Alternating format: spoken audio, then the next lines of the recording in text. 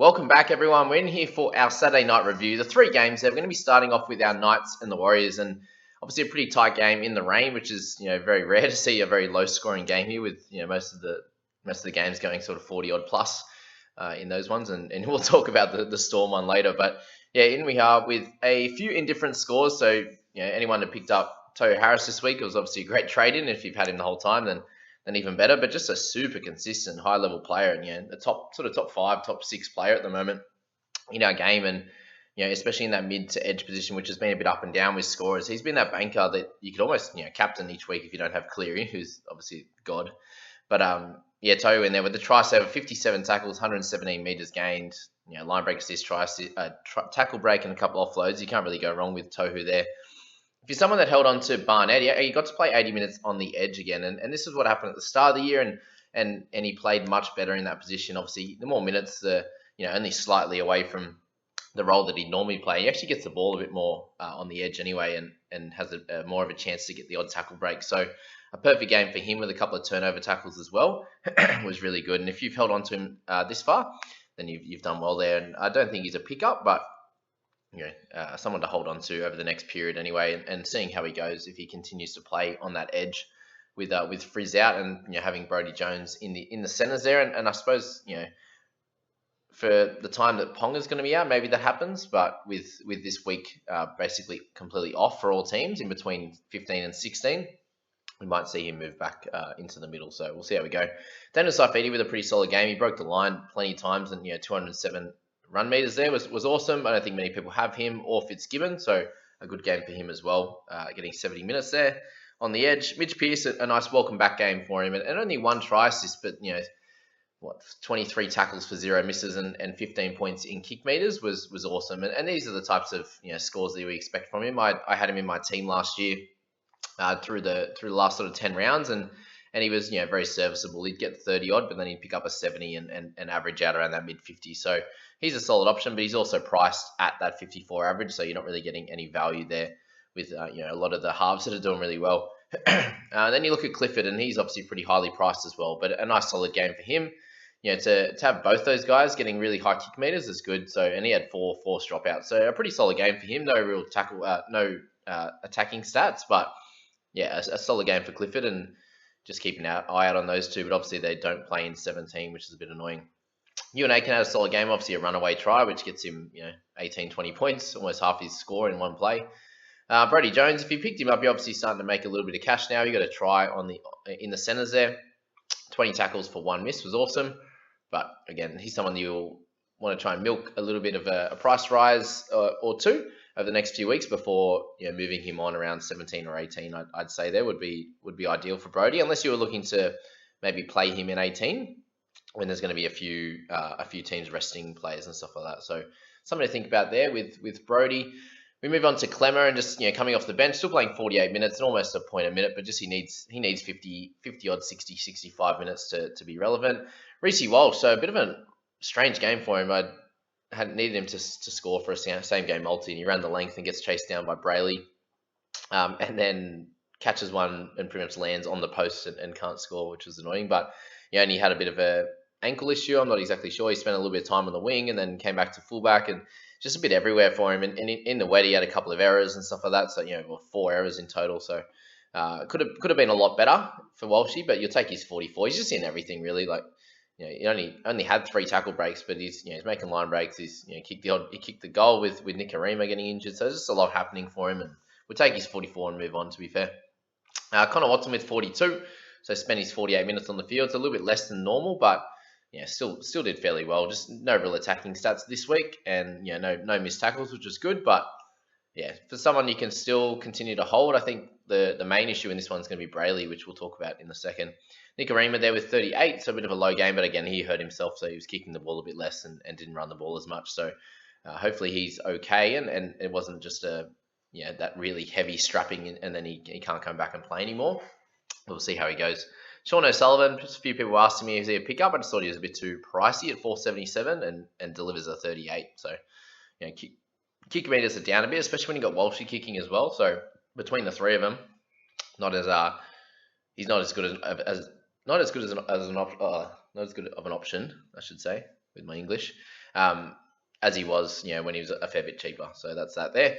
Joshy Curran with 64 minutes, you're really happy with, but 38 points with 47 tackles is really annoying. So he had negative 12 there, which stuffed him up a bit. So hopefully he can improve that, run the ball a bit more, and have a few more attacking stats, which he obviously missed out on, only running 38 meters. So that's annoying for him. And it's that same thing at that price point. He's just a bit too high to make a lot of cash, and I don't think he's going to be a keeper playing under 80 minutes. So that's that there.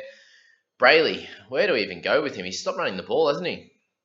Obviously, tackles are way down compared to where they used to be, especially in this type of game when you've got Josh Curran, you've got Tohu Harris. These types of guys making big tackles, right? In the middle, you'd expect Brayley to be doing the same like he was doing at the start of the year, sort of 50 tackles for no misses, running the ball a bit, but he's just not doing that anymore. To have a try saver and play 80 minutes and still get 36 in the middle is really, really bad, and he's going to lose a fair bit of cash now. And I actually do think now he is a trade out. If you jumped the gun a little bit early from what I thought, then you kind of benefited. Obviously, you missed out on his 50 odd last week, but just five scores in a row now. I think it's not good enough, and I think you're going to move him on with him not playing 17. But there's just not a lot of amazing options in the hooking position, so something to think about there. That's about it, guys, on that game. We'll move on to the next one in our Dragons and the Raiders. Obviously, I watched this one. It was a bit all over the shop, really, like back and forth. Who wants to win it? Who can win it? Teams didn't play that good, to be fair. But some big scores from some of the important players. So Ben Hunt with 80, 3 line breaks, try assists, 150 run meters, just doing everything there and showing why he's a premier half and hooker in this game. And obviously the annoying thing is he won't be playing 17. So if you're picking him up or thinking about it, you're missing out on that week of scores. And if he plays Origin, which is a chance, but in terms of that, he might miss 18 as well, for example. But Hunty doing really well. If you picked him up, obviously after his 30 last week, you take the 80 and take the 55 average and run with it. McCulloch 65, so obviously 55 tackles, and this is what we should be expecting from Brayley, but it's just not happening at the moment. Keep holding McCulloch for the rest of the year. He's going to be have some ups and downs, but he's doing really well. Tarpany with a try off the bench, which was good. Hodgson with another decent score, so he's actually averaging 50 for the year, which is more than what he normally would average. But I still don't think he's a pickup. Corey Norman with 60 as well, so he had another solid game. Obviously got a try assist there. But again, I don't think anyone from Dragons really is an option in this next bunch of weeks, especially with them not playing in round 17. CHN got a try early in the game and run the ball a bit more, so that was good. We saw him up over 100 meters again, which is all we needed to see, right? Because he's going to get his tackles and the odd tackle break and offloads, which he only got 1 and 2 this week. But you take his 58 for someone who you picked up in the 500s or even earlier. We'll take that and go from there. And hopefully over the next bunch of weeks, he starts running the ball even a little bit more and gets those tackle breaks up like he had in the previous few weeks. Jackie Bird with 54, so I'm really liking him on an edge. Obviously means more tackles, obviously more misses as well. But hands on the ball for over 100 meters. You've got, he's got a line break, he's got a try assist in there. There's so much opportunity for him when he has his hands on the ball a bit more to ball play, but to get some attacking stats. So well done to him, 54 there. And a great scorer in the centres if you have him in there. All right, Papali'i with a solid score after a massive one last week, so good to see him back playing some consistent footy. DeBellin, so got 58 minutes in the middle. He'll still be losing cash for the next bunch of weeks, and I wouldn't be touching him. Rapana with a decent return, couple of games there, 40 in this one, but I don't think he's worth picking up. Simonson was our big one, so 34 in this game. Just running for 234 metres is good. So anytime a fullback does that, their base is going to be around that 30, which is great. So it wasn't the game for him. I thought this would be the one that he would really dominate against the Dragons, but obviously it's a bit closer than a few of us might have thought. Just didn't get the attacking stats and had three missed tackles, a couple of penalties in there. So a serviceable score, but he's with a lower break even, sweet, but he's not going to make a crap load of money if that was the plan in bringing him in. But he should keep his spot. He played solid enough. Tomoko's the other one, so 31 points, so 20 tackles for 3 misses, 74 run meters. So didn't get to do too much in the game. I didn't see a lot of him, but he's 31 at that 319 price. He's not going to make a lot of money again, but you'd want them to come up against some easier teams over the next few weeks so they can. But no, this was the easiest one coming into it. So hopefully he keeps his spot for anyone who brought him in round 17. But that's about all there. If you're still holding Alvaro, I think it's time to move him on. Obviously, 22 minutes for 20 is not good enough. Ramsey with another beautiful score, averaging 25. Ravalawa with a low one. Starling, if you still own him, please get rid of him. That's about it in that game, guys. We'll move on to the last one. And God, how good is this team? And how bad are the Tigers, unfortunately, poor blokes. But yeah, obviously dominated by Storm players up top, but the scoring was really shared. You'd expect it in a game with 82 points that there'd be a lot of really high scores, but only two scores over 60 in this one, which is interesting. But Hughes with 82, two tries. This man's incredible, and just getting better and better as a half each and every week. And he's getting closer towards that Cleary territory, where at the start of the year he was averaging about 40, and now have an average of 64.4 means he's been up over a 70 average since then. So he's been awesome. Someone we're all gonna have to get into our sides in round 18, I think. But yeah, what's the 11% owned? So yeah, someone we all need. Finucane with a big score, but obviously a try assist and a try in there. Kafusi with a try. Brando Smith with coming off. I was watching at the pub. I didn't actually hear what happened to him, but came off early at 34 minutes with 51 points. So if you own him, you're happy that he got the points in that time frame. But yeah, he's been a special player, and that first try was just so easy though. To be fair, he didn't have to do much. Just run out of dummy half, a couple of steps to the left, and fall over the line. Harry Grant came on and got 45 minutes for 50 there, which got a try off a ricochet and a try assist there.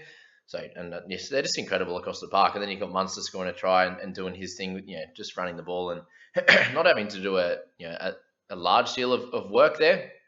Just be out there and do your thing and have some fun. Basically, is what they're all doing at the moment.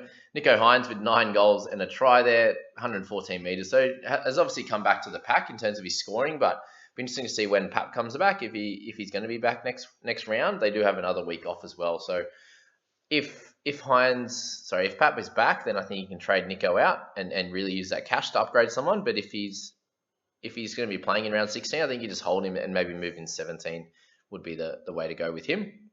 Remus Smith with 44. If you're still owning him, 2 tries, you probably want a little bit higher, but is what it is. They were sharing it around there. Brooksy with 43. So you cop that in a well-beaten team.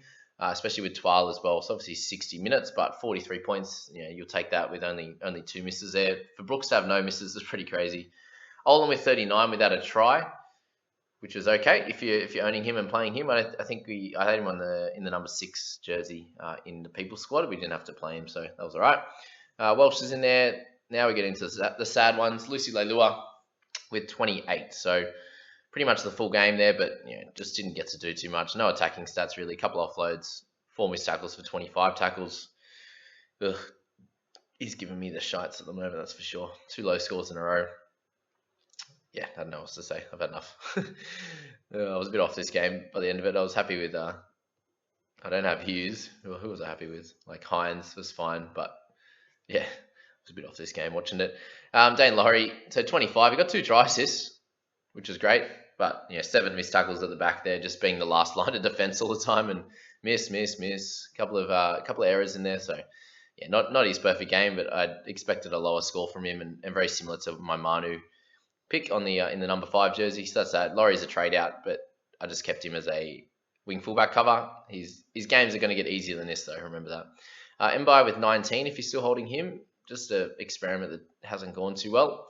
Obviously missed a game, and then hasn't gone too well since then. But yeah, that's that game, guys. No one really else to talk about. If you're still holding Roberts, he's got a 15 for you. Sean Bloor went off early too, only played the 6 minutes. So yeah, but again, you're not playing him, and he's too cheap anyway. But that's that one there, guys. Let me know your thoughts on these 3 games. If there's any of the guys that I've talked about that you may be against what I'm saying about if they're trading or out, or whatever you think there. I'd love to hear that in the comments, and let me know how your team has gone this week, and we'll get ready for the Eels and the Dogs game, and finish it off with our last one of the week, which, what is our last one? The Manly Boys and the Titans. Anyone else think that the Manly Boys are going to absolutely smash them? I think they're like $1.50 to win, so I'd be loading up on 8+ or something like that, like an alternative line. But there you go, guys. Hope you enjoyed this. We'll catch you in the next one. See you later.